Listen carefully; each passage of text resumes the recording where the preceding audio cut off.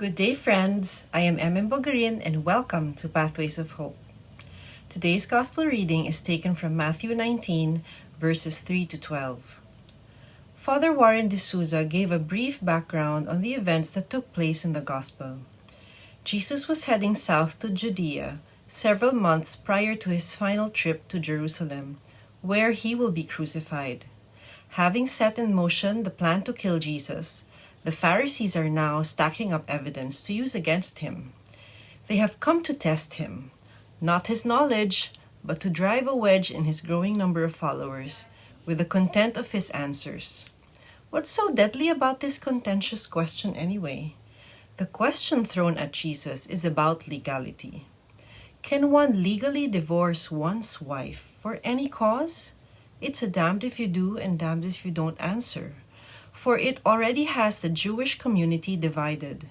At the heart of this issue were two rabbinic schools of thought, namely, School of Hillel, where divorce can be granted over as simple as burning a cooked meal, or if the wife leaves the house with her head uncovered, and many others.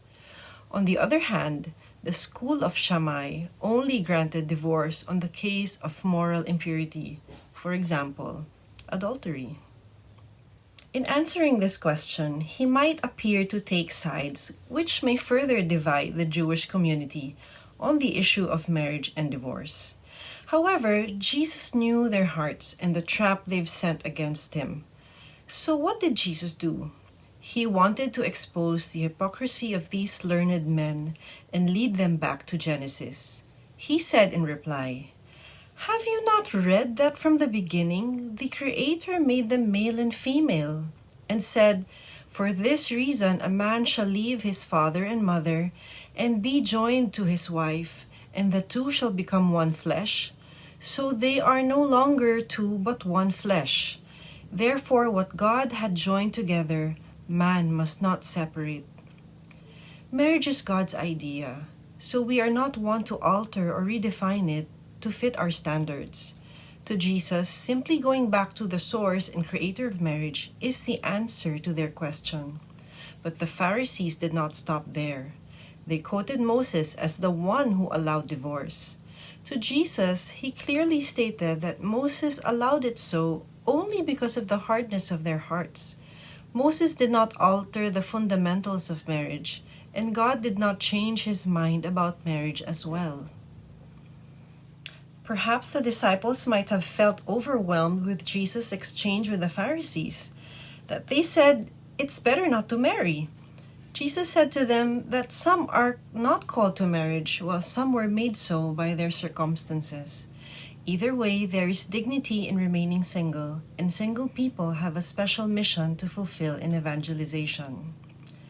Marriage is a sacrament, just like holy orders. For priesthood, they have to study for 8 years or so in preparation for their vocation. But more than just studying, the process is more of a discernment. Shouldn't marriage be given the same time and importance in discerning God's designed vocation?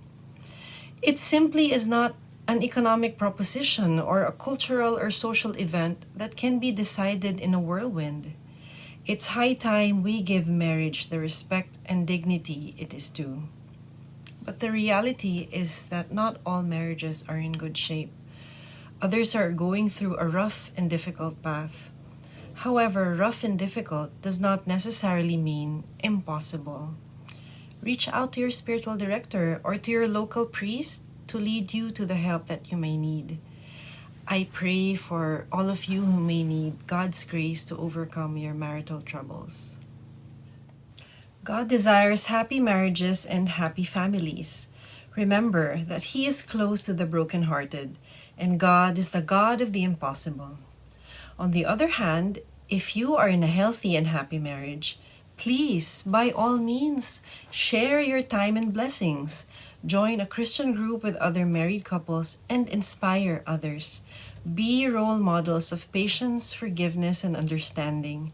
We need more men and women like you. May God give you the grace to share this gift to others.